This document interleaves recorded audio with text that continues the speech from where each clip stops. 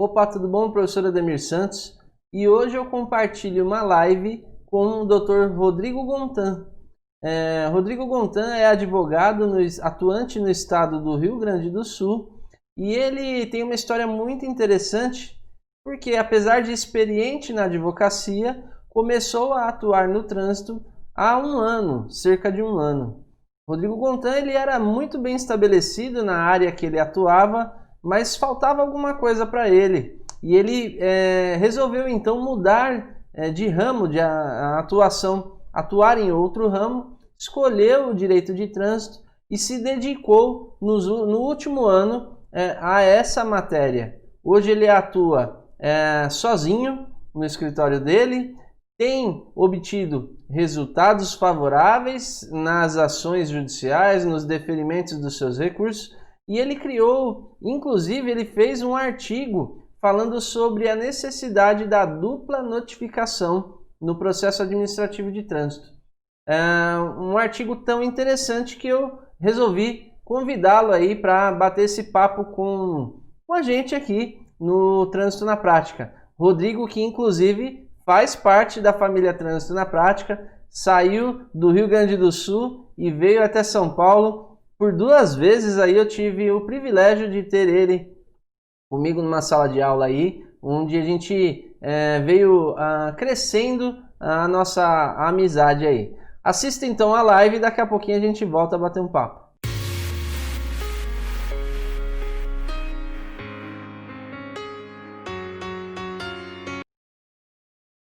Tudo bom, Rodrigo?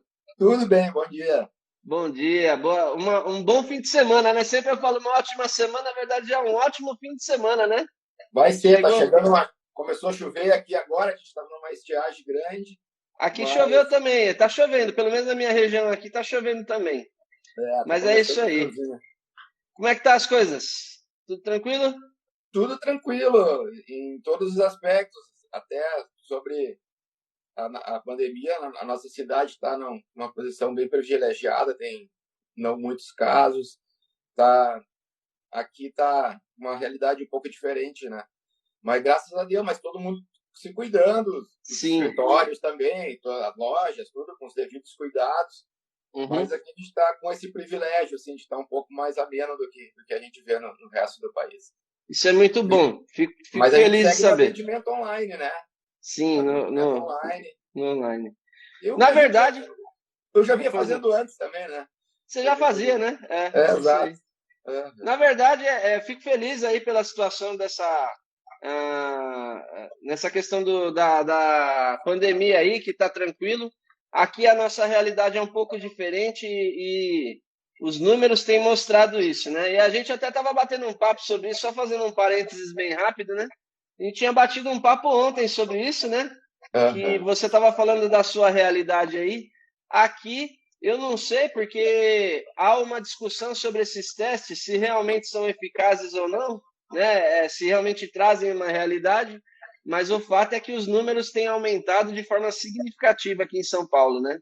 E isso dá uma sensação de impotência, né? Que a gente não tem o que fazer, a não ser ficar em casa, tentar se proteger da melhor forma.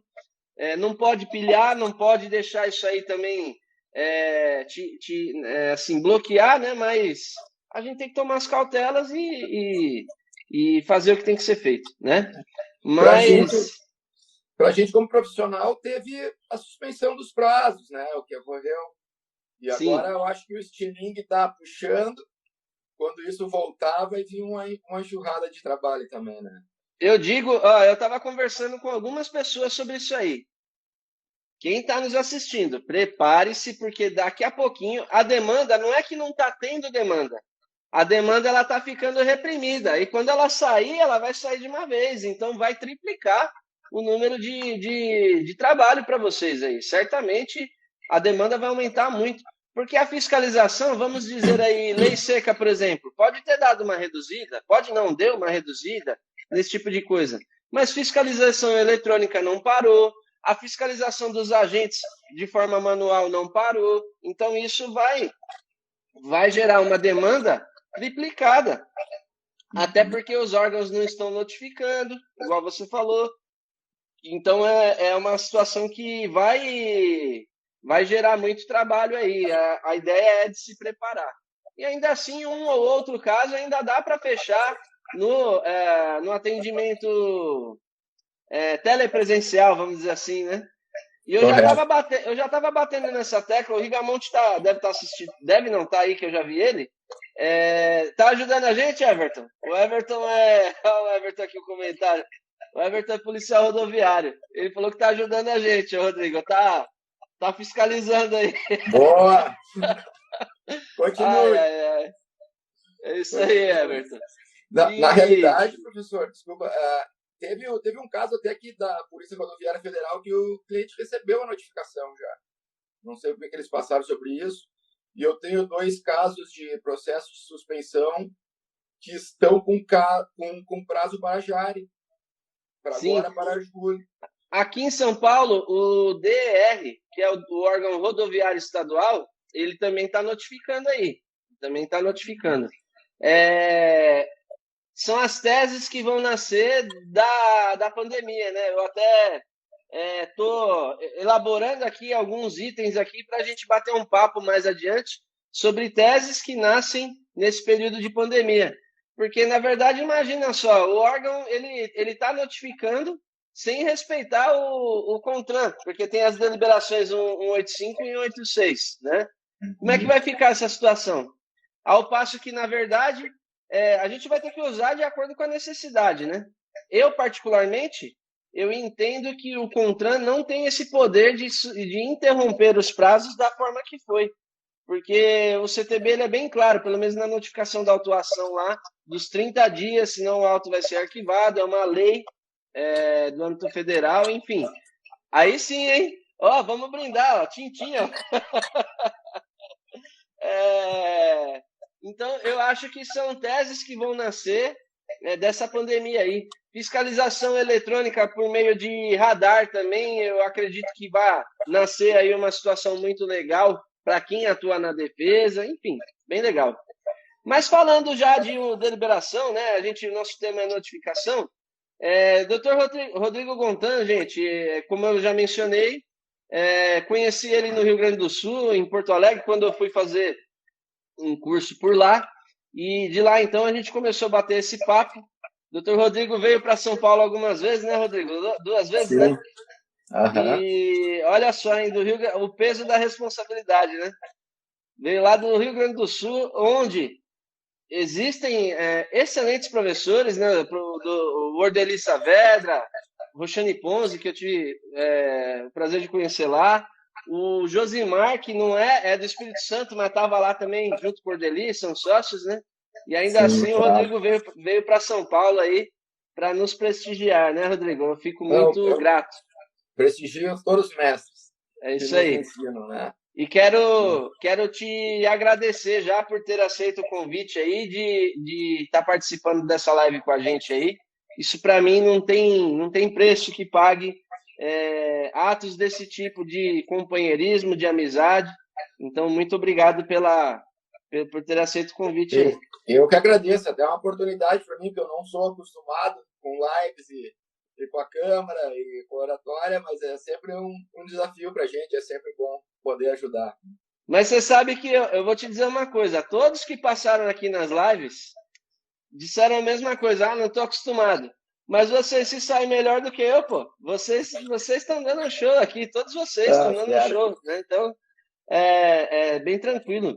E essa vai ser uma realidade, viu, Rodrigo?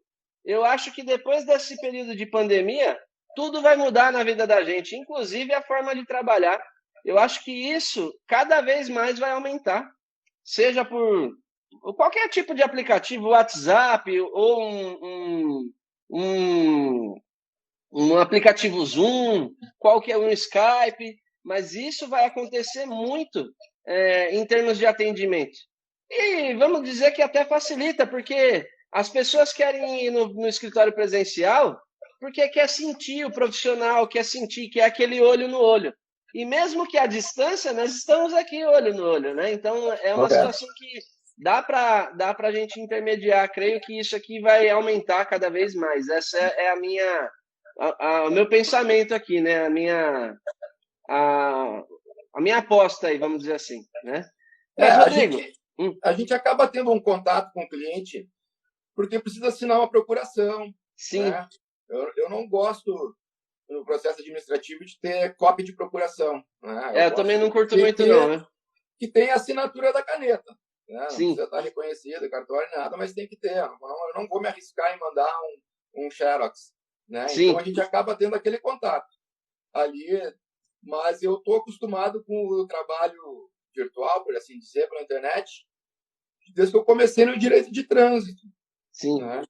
O pessoal contata a gente, manda a situação, manda a primeira foto da notificação, depois a gente corre atrás da documentação toda, né?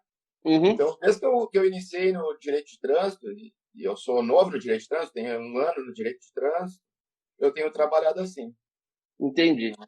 Mas é muito bom. Essa parte da procuração na caneta mesmo, eu também tenho essa preocupação, mas ainda assim há formas de se intermediar isso aí, que às vezes até o cliente não vem, até se manda um motoboy pegar, buscar, sei lá, né? Mas claro, acaba ajudando, claro. Ou pelo correio, enfim. Mas vamos lá, Rodrigo. Já falei que você é advogado do Rio Grande do Sul, mas faz a sua apresentação aí para a gente já começar a bater o nosso papo aí. Bom, então tá. Só um parênteses aqui bem rápido. Estou vendo aqui a doutora Patrícia Orgos, que está presente aqui. A doutora Patrícia é contemporânea minha na faculdade, professora na área do direito penal aí, preparatório para a OAB.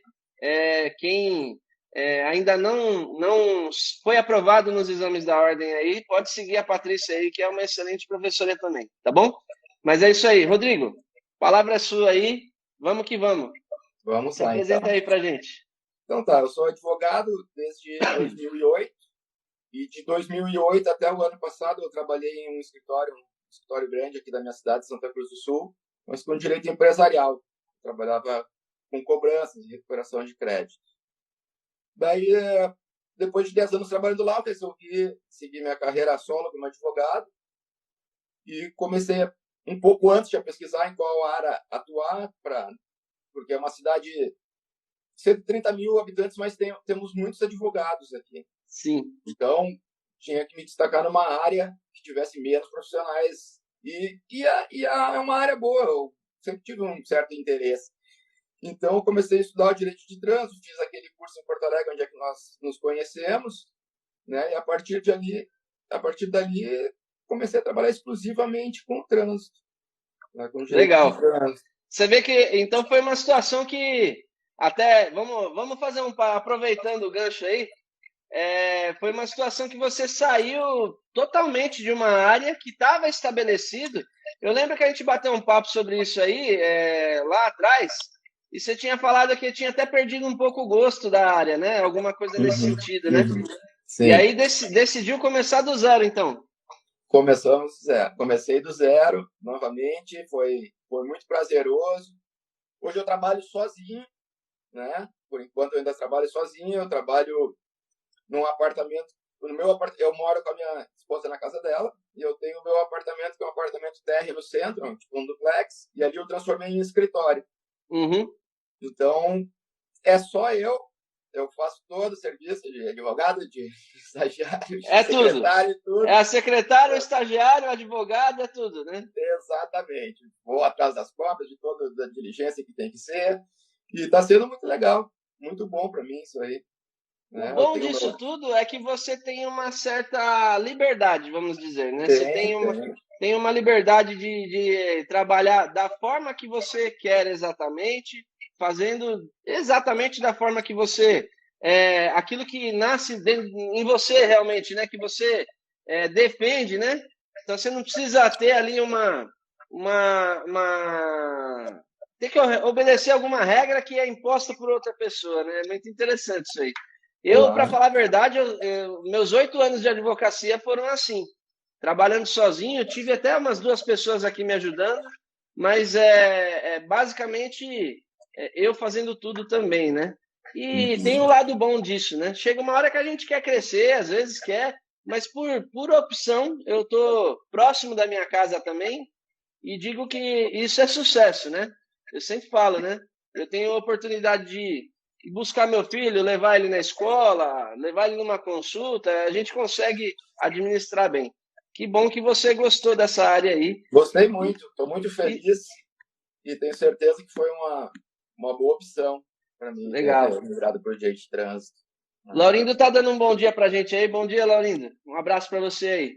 E, ô Rodrigo, olha que interessante. Você está falando que está engatinhando na área, que começou tem um ano, mas você começou muito bem, viu, meu amigo? Porque em um ano, buscando conhecimento, já publicou inclusive um artigo aí na OAB do seu estado, né? Então, inclusive que é o tema de hoje, né? Exato. Sobre a notificação. Então, vamos já entrando nessa situação, né? Você fez um estudo, então, sobre a necessidade da dupla notificação no processo. Exato. E surgiu esse interesse nesse tema porque foi o meu primeiro caso mais complexo. Certo. Eu tive a procura de um cliente que tinha um carro locado e ele foi abordado e autuado numa fiscalização da lei seca, que é chamada... Então, veículo de aluguel, então. De aluguel, certo? Então, ele foi devidamente identificado, tiveram as medidas administrativas, tá? E ele me procurou, né? E já passado o prazo da defesa prévia, ele não tinha sido notificado, certo? Então, optamos por transcorrer todo o processo de multa, já que não teve a oportunidade de defesa prévia, né? Eu comecei a estudar mais essa temática, estudei a súmula 312 do STJ, que tem que falar da necessidade de dupla notificação. E o que acontece, né? Mesmo quando o condutor é abordado e se tem os dados dele, ou até no caso de indicação de condutor, a notificação de autuação e de penalidade vão ser sempre remetidas, né, para o proprietário. Sim. E o proprietário não tem o ônus, né, de notificar ninguém. Às vezes não conhece, às vezes não se encontra, às vezes não se mudou, diversas situações, né? E o condutor acaba ficando sem ter como apresentar sua defesa e seus recursos, né? Se ele souber na fase recursal da JARE, ele ainda pode apresentar o seu recurso à JARE. Agora, se passou a JARE, ele não pode mais ir para o CETRAN. Sim. Né? Então, encerra a instância administrativa. E a administração pública segue o princípio da legalidade, né, conforme consta, mas a gente vê que tem alguns artigos que deixam assim implicitamente que ele pode ser notificado. Por exemplo, o artigo 13 da resolução 619 diz que, esgotadas as tentativas para notificar o infrator ou o proprietário do veículo por meio postal, as notificações serão realizadas por edital. Então, já começa esgotadas as tentativas para notificar o infrator. Sim. Né? Então, que pode ser o proprietário ou um outro condutor, né? O infrator. Ou o condutor, né? O artigo, parágrafo 4º do artigo 4º também diz: a notificação de autuação constará a data do término do prazo para apresentação de defesa prévia pelo proprietário ou pelo condutor devidamente identificado. Sim. Então, tem o princípio da legalidade que serve, mas tá certo, é uma resolução. Mas eu posso até fazer um ganchinho aí? Olha o que o artigo 282 fala. Aplicada a penalidade, aí no caso da penalidade, aplicada a penalidade, será expedida a notificação ao proprietário do veículo ou ao infrator. Ou ao infrator. Justamente. Então, inclusive, isso é o que está no texto da lei, né? A resolução 619 complementa. Mas também tem esse entendimento no próprio CTB. Interessantíssimo isso, né? Mas, e aí remete, então, se vamos, então, falar em resolução, em código de trânsito, vamos para a Constituição, então, que está lá em cima, do topo da pirâmide, né? Sim. O contraditório e a ampla defesa. Sim. Isso aí, ninguém pode sofrer um processo sem que tenha sido oportunizado uma maneira de se defender. Verdade. Né? Então, lá em cima, né, na pirâmide de causa, temos a Constituição que prevê que todo mundo tem que ter a sua oportunidade de defesa, contraditória da defesa. Então, os órgãos seguem o princípio da legalidade ali na autuação, mas está abaixo da Constituição, né? Porque se enviar apenas ao proprietário quando o condutor já é identificado, ele não vai receber. Então, verdade. E hoje mesmo eu peguei cópias pelo sistema do Detran da decisão de um processo de suspensão com a mesma situação, tá? A falta de dupla notificação, e começam dizendo que o condutor foi oportunizado a defesa de recursos no processo de multa. Olha. Mas não foi, entendeu? Ele não teve a notificação dele, então não foi oportunizado. Não foi, realmente. Essa é uma situação muito comum. Você deu o exemplo do veículo de aluguel, que é muito comum. Mas você imagina aquela pessoa que compra um veículo e não transferiu por aquele contrato de gaveta, que nós até entendemos que há uma obrigação específica no CTB, um prazo para que a pessoa concretize essa venda, oficialize, né? Mas acontece muito isso aí. Então, é algo muito interessante, porque... e olha o ponto que a gente está chegando aqui, Rodrigo. Eu creio que vai chegar um dia que está bem perto aqui, da gente fazer um evento, aí vai ter que ser via aplicativo Zoom, alguma coisa, para juntar todos vocês na mesma tela aqui para a gente bater um papo. Vamos fazer um link do que você está falando com o que o Alessandro Trigilio, por exemplo, mencionou sobre a questão dos 3 P's dele lá. É uma tese que ele criou dos 3 P's, da eficácia e da legalidade das autuações aplicadas sem abordagem, por exemplo. Ele falou lá do fator punitivo, pedagógico e pecuniário. Nesse caso, quando o real infrator, né, ele realmente não é notificado, verifica-se que o fator pedagógico e o fator punitivo pouco importa. O que eles estão preocupados é com o fator pecuniário. Concorda comigo? Concordo. E aí, isso acaba sendo materializado na resolução 108 do CONTRAN, porque ela fala que a responsabilidade de pagar a multa sempre vai ser do proprietário. Agora, quem vai ser penalizado, isso eles não estão se importando, né? A verdade é essa, né? Não. E coincidentemente, muito embora, né, o veículo seja cadastrado no veículo e a CNH com seu devido registro, os endereços podem ser diferentes, tudo, mas no processo de suspensão ou de uma cassação, o condutor vai ser notificado. Sim. Então direciona direto para ele. Né? Então, na suspensão, aí o condutor é notificado, mas na multa que gerou, isso aí não, né? Não vai, não teve o direito de se defender. Exato. Né? Então, é muito complicado. Essa situação, a gente acaba fazendo a defesa do processo de suspensão, né? Não ataque a multa em si, mas sim a autuação, para ela não compor o processo, né? Porque não teve defesa nem recurso, mas passa-se por cima, né? Eles passam por cima e não analisam isso. Nem dizem que foram oportunizados a defesa, né? Então, e você sabe de uma coisa que você comentou aí da situação do edital? O edital funciona aí no seu estado ou não? Sim. Funciona.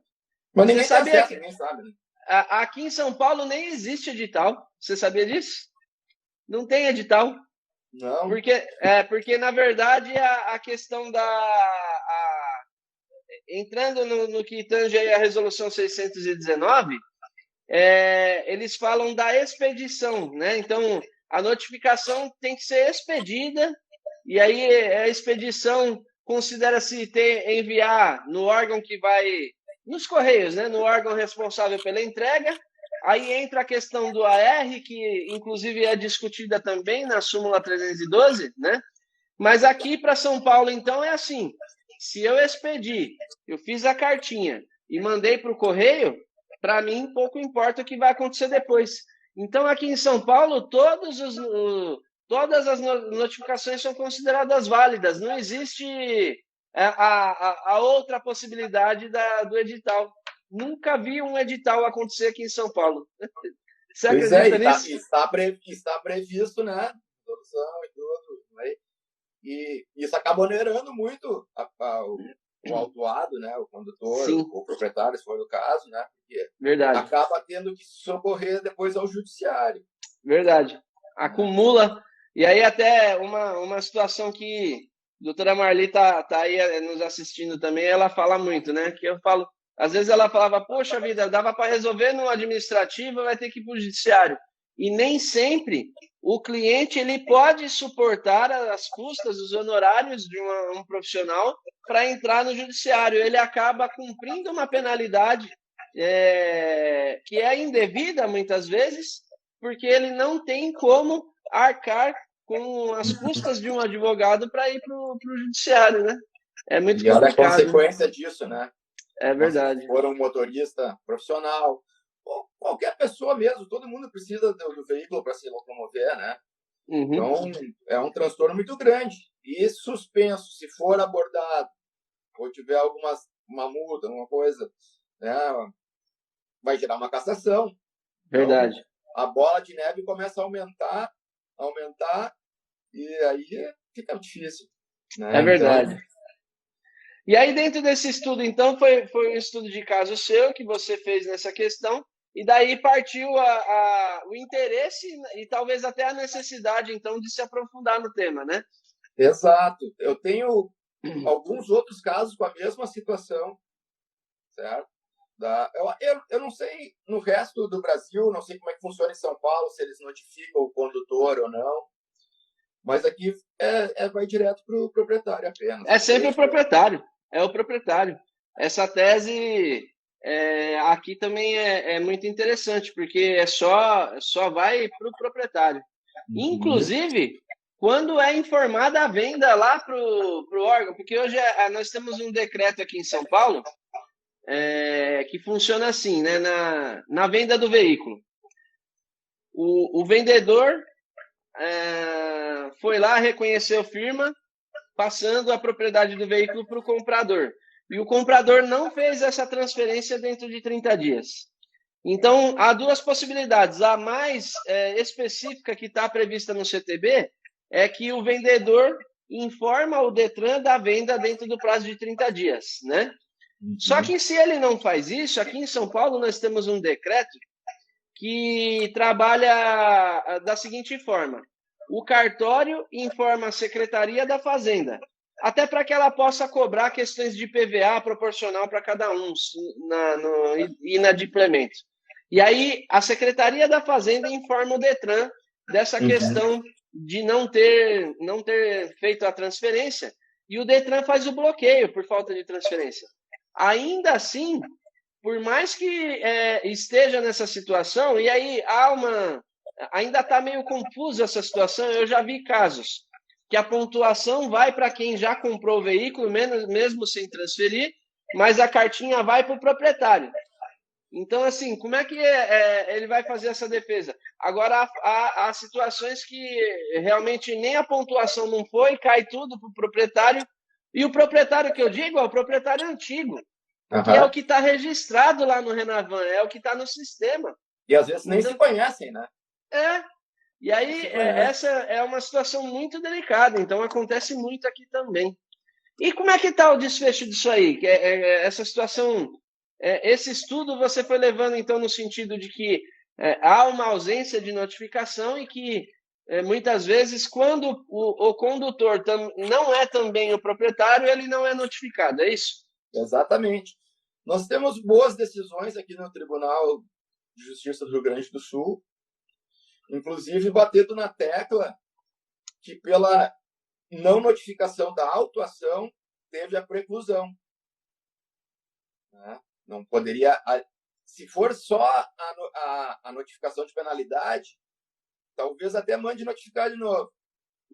Mas faltando a primeira, daí precluiu esse ato para a administração pública, né? Entendi. Então acaba tendo o deferimento da ação. Tem jurisprudência nesse sentido aí, tá? Tem, farda jurisprudência, depois eu coloco lá no grupo para a turma toda vez. Legal. E tem acórdons, tudo, então está caminhando. Às vezes tem algum divergente depois na turma pessoal, alguma coisa assim, mas tem caminhado bem essa situação. Tá? Interessante. Então, porque às vezes pega um jogador que é conhecedor, né? Que conhece direito constitucional também, né? Que sopesa bem o topo da pirâmide, né? Que vê o contraditório e a ampla defesa, né? Porque, na realidade, o cerceamento de defesa é enorme, né? Porque a pessoa perde a defesa prévia, o recurso administrativo, a jare, e depois o recurso de segunda instância, né? Então, fica rebelde, totalmente rebelde ali. E pouco depois da portaria de suspensão, ou cassação, se for o caso. Né? E aí, dentro desse contexto, Rodrigo, até é interessante para a gente compreender aí, uma pergunta: no Rio Grande do Sul, os órgãos aceitam a discussão da nulidade de uma infração no processo de suspensão? Ou eles têm uma tese que não, tinha o tempo hábil de discutir isso no recurso da multa? Exato. Como que funciona? Exato, nesse sentido que você falou aí. Passou a multa, passou. Eu sempre tenho feito as minhas defesas de recursos não atacando a multa em si, mas o procedimento. Né? Eu nem peço nulidade da infração, não. Olha, não foi notificado essa... O Rio Grande do Sul, o Detran aqui, ele disponibiliza um extrato do auto de infração, que ele é bem interessante. Ele demonstra o condutor e o endereço dele. Tá? Abaixo tem a notificação de autuação e para quem foi com o endereço. E abaixo tem a notificação de penalidade para quem foi e o endereço. Então, a gente desenha, faz a colagem daquilo ali, bota em vermelho o condutor, bota em outra cor o proprietário para quem for as notificações. A prova é oferecida pelo próprio órgão, tá? É incontestável a prova. Quem foi notificado, quem não foi. E mesmo assim, tem entendimento que, né, depois do processo de multa, tá preclusa essa discussão durante o processo de suspensão. E isso então, vai na verdade, se for, para mim é terrível uma situação dessa e inadmissível para mim, né? Eu não estou falando quem está certo, quem está errado, que eu sou o dono da razão, mas para mim isso é inadmissível, porque se você não discutir, nós temos que entender que uma infração gera uma situação quanto ao renavan do veículo pelo valor pecuniário e quanto ao renache do condutor, a questão da pontuação. Então, digamos que a nulidade de uma infração para o valor pecuniário, concordo que é o recurso da multa, é naquele momento. Agora, quanto à questão da pontuação, a penalidade de suspensão é distinta da multa. Está lá no 256, separado.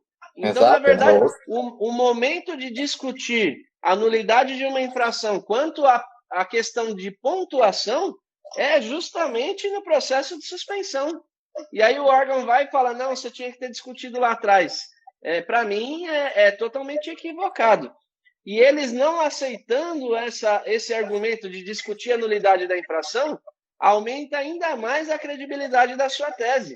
Porque, na verdade, ele não foi notificado lá, não teve a oportunidade de se defender lá, e agora está sendo cerceado o direito de defesa porque eles não admitem a discussão da nulidade da infração, ainda mais, né? Então, e ainda diz que foi oportunizado, né?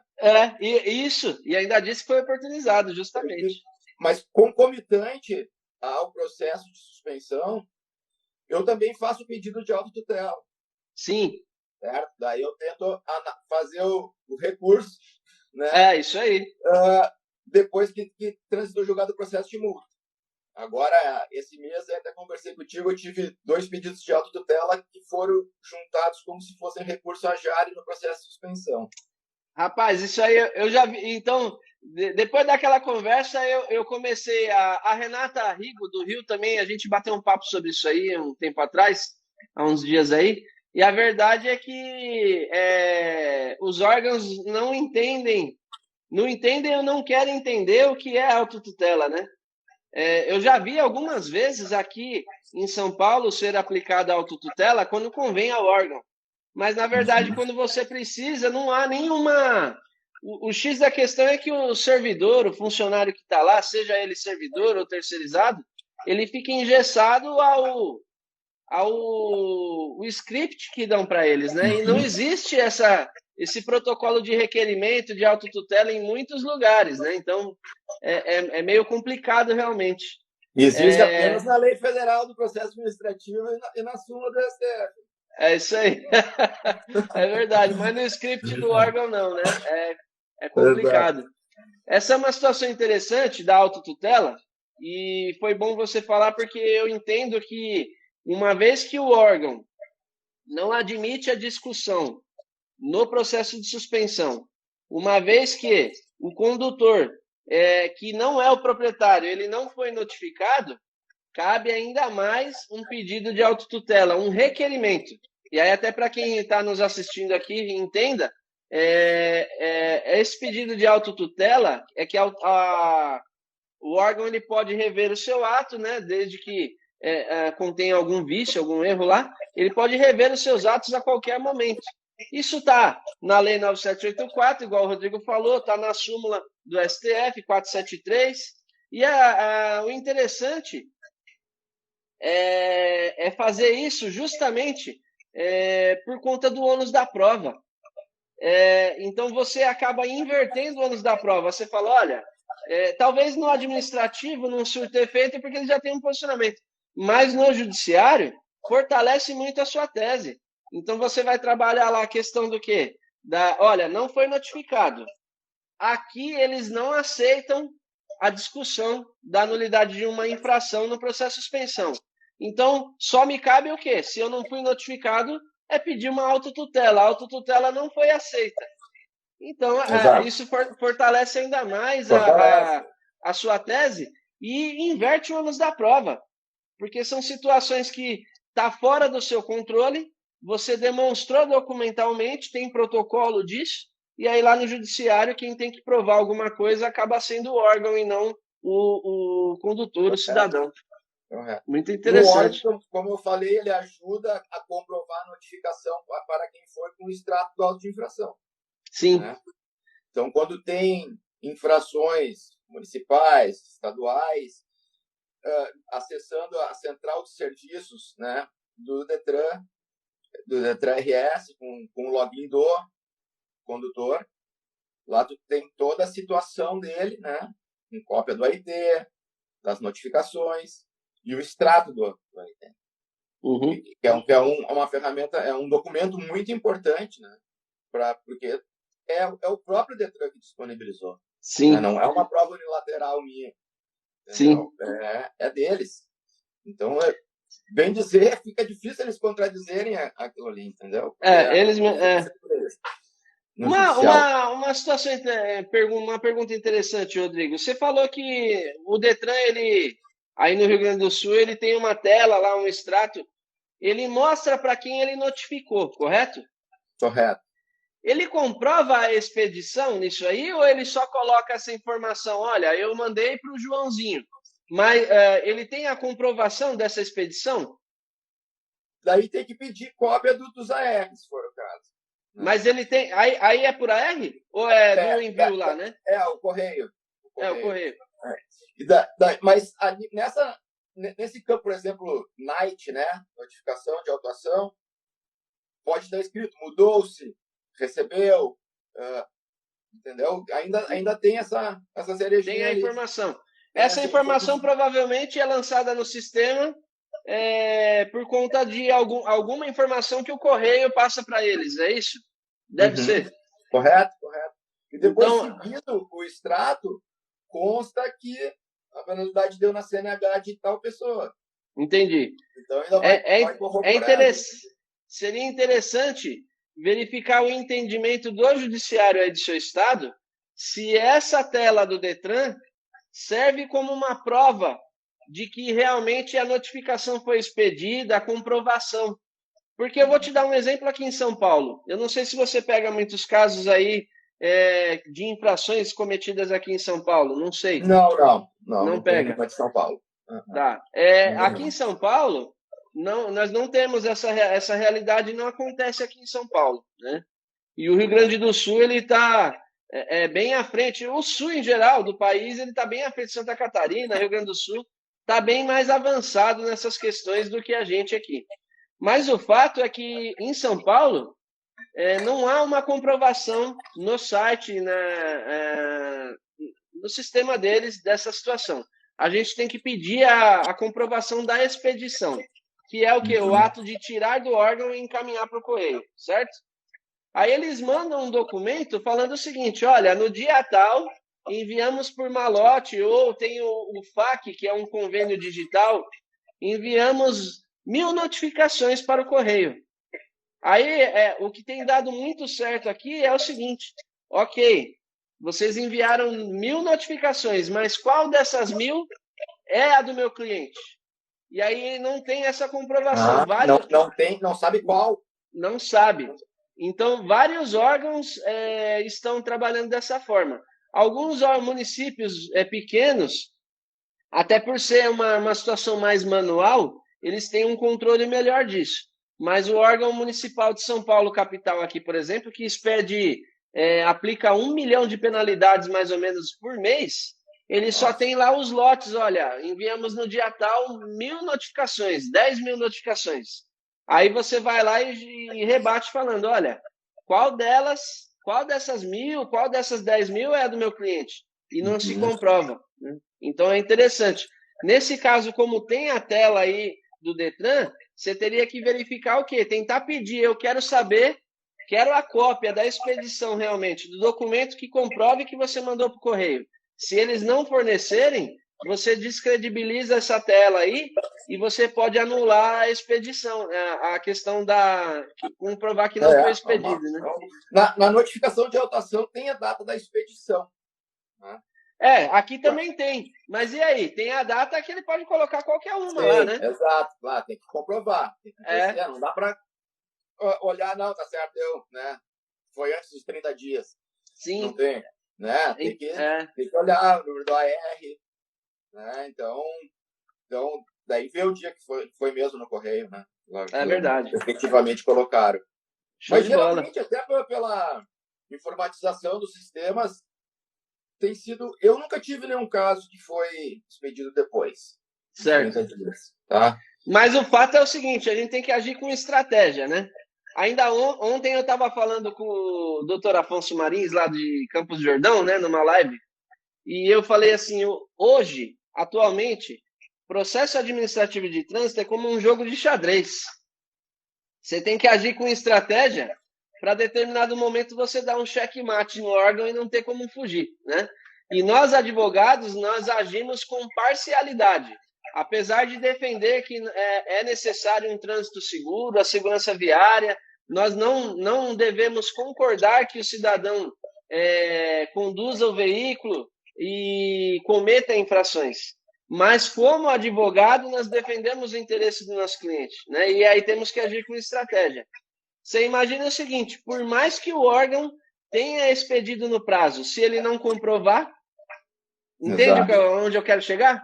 Então, ele pode colocar lá, a expedição foi no dia tal, está dentro dos 30 dias, mas se não tiver o documento que comprove que ele tirou do balcão dele e passou para o balcão do correio, é nulo tudo aquilo lá, né? E aí você consegue agir com uma estratégia. E se você trabalhar numa situação dessa, não sei se alguém já trabalhou aí no seu estado, se você trabalhar numa situação dessa, é a típica situação que vai cancelar centenas de autuações. Porque você acha um erro, uma falha no sistema, que vai ser utilizado em todas as autuações emitidas por aquele órgão, né?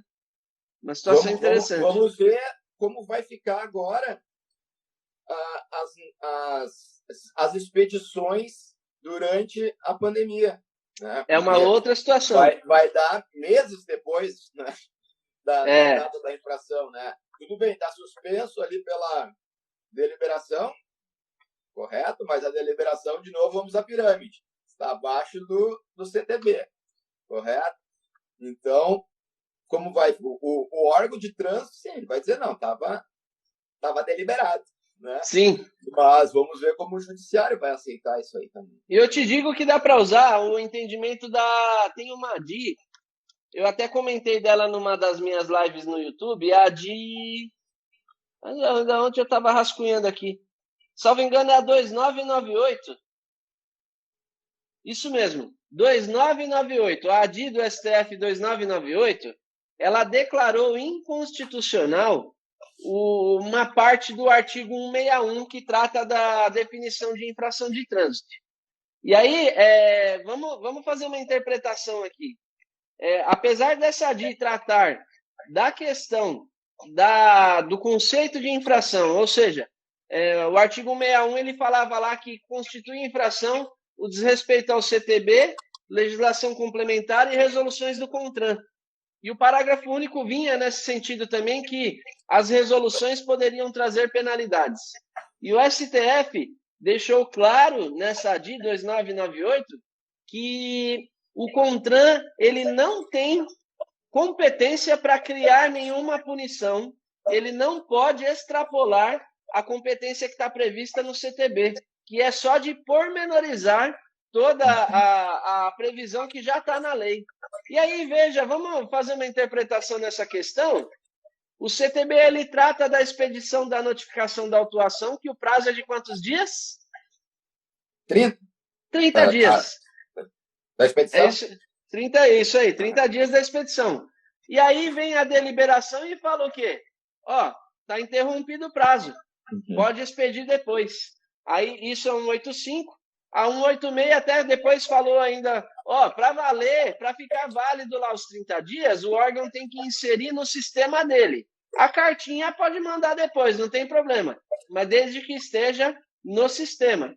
Mas o que é expedição? Expedição é justamente tirar do balcão do órgão e mandar para o correio. Tá contra. E aí, entrando na hierarquia das leis, na pirâmide de Kelsen, toda essa questão aí, justamente a deliberação está extrapolando de forma bem clara o que está previsto no CTB. Tanto é que aqui em São Paulo, o órgão municipal de Ribeirão Preto, órgão aí da cidade, inclusive da doutora Marli, que está aí presente, ele conseguiu uma liminar, um mandado de segurança, justamente com esse entendimento. Eles estão notificando, nesse momento, estão notificando e cumprindo o que está na legislação, porque eles entenderam que a deliberação está equivocada. Então já abriu um leque enorme, vai ser mais uma tese nascida no período de quarentena aí. Muito legal. Tem algum lado bom. Muita coisa boa. Então, muitas teses vão surgir, sim. Essa aí é uma delas. Né? E isso é muito comum, né? Quando eu falo que o direito de trânsito é uma constante aperfeiçoamento, né? É por conta disso.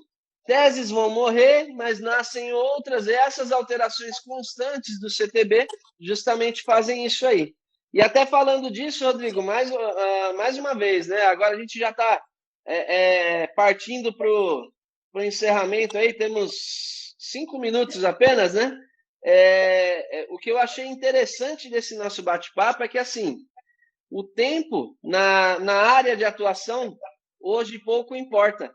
O que importa é a competência do profissional, se ele tem se capacitado ou não. Isso eu sempre tenho dito, né? E aí, veja só, você, um advogado experiente, de que ano que é a sua OAB? De quando você tem? Desde 2008. Quando? 2008. Apesar de ser um advogado experiente, no contexto geral, no direito de trânsito, está atuando há 1 ano. E olha a sua evolução. Você deu uma aula aqui, né, sobre expedição da notificação, a dupla notificação, coisa que muitas pessoas não sabem e não têm o interesse de procurar. E aí é o X da questão, né? O interesse de ir atrás.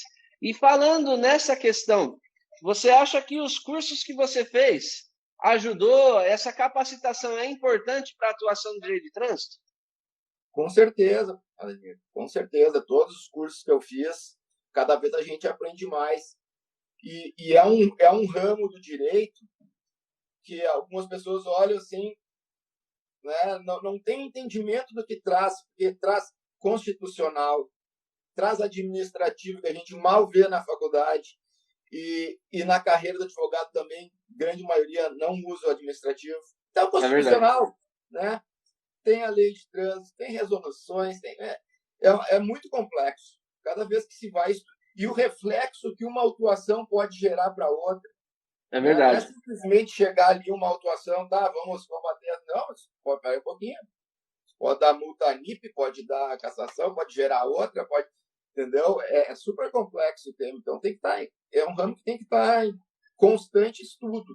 Né? Eu estou sempre acompanhando tudo, fazendo meus cursos online, acompanhando pelo YouTube os vídeos dos professores, de outros professores também, que sempre me ajudaram com todas a gente tem que estar atento.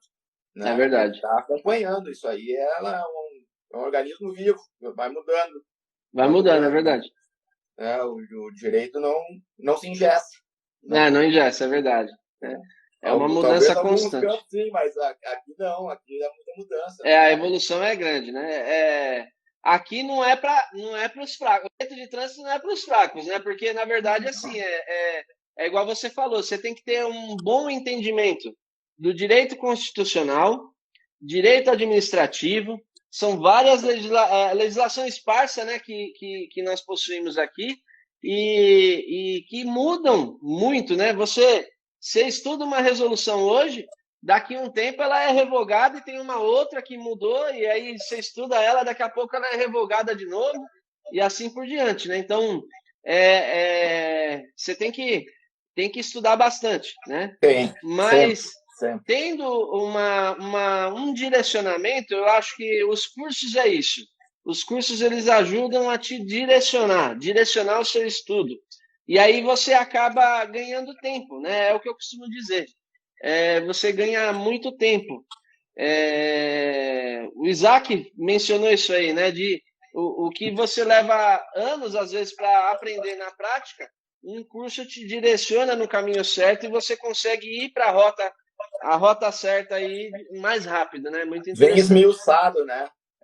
Vem direto no cerne do problema. É verdade. Tem que contar que a gente leva aos cursos as dúvidas que a gente está tendo práticas, né? No dia a dia, né? Você já vai para o curso pensando, eu quero sanar aquela dúvida. Esse problema, né? Algum ponto específico, então, curso sempre, Ademir. Isso aí vai ser... Vou ficar um eterno estudante. É verdade. Né? Graças a Deus a gente tem disponível material no teu curso, no teu YouTube, na tua página, dos demais professores também, tudo. Legal. É ampla a gama, a gente vai estar sempre em atualização e trocando ideia, então, para sempre estudando. Isso é muito bom. Eu brinco com a minha esposa, às vezes quando eu vou fazer algum curso, ela, mais um? Não acredito, mais um. Eu falo, filha, é melhor do que eu estar jogando bola no bar, bebendo, né? Mas assim, estou estudando, virou meu hobby, na verdade, né? Isso é algo que eu gosto muito. Vai mudar sempre. O exemplo disso é a suspensão dos prazos que está em contradição com o artigo 281. Sim, já vai ter que estudar alguma coisa. Então, já surgiu uma coisa totalmente nova. Verdade. Rodrigo, pouquíssimos segundos aqui, na verdade eu tenho uns 20 segundos aqui. O tema foi tão bom que você vê que dá para falar o dia inteiro, mas eu quero te agradecer. Galera, Rio Grande do Sul, o Rodrigo está aí. Quem quiser alguma coisa aí, de repente uma parceria, passar algum serviço para o Rodrigo está à disposição aí, né, Rodrigo? Obrigado e um abraço aí. Um abraço a todos. Muito obrigado. Um abraço, gente. Até a próxima aí. Tchau, tchau. Tchau, tchau. Então você deve ter percebido aí que o Rodrigo deu um show, né? Foi uma aula sobre a dupla notificação, um bate-papo muito legal sobre essa questão de expedição da notificação, a dupla notificação, principalmente na questão quando o condutor não é o proprietário do veículo. Então fique atento a essas questões, porque esses são aqueles temas que você deve se dedicar, deve estudar para conseguir o deferimento no seu recurso. O deferimento ele vem de um esforço, de uma dedicação em estudar, se capacitar no tema processo administrativo de trânsito. Então, foque nessa questão aí, porque certamente você também vai obter sucesso nas suas demandas. Beleza? Um forte abraço para você e até a próxima!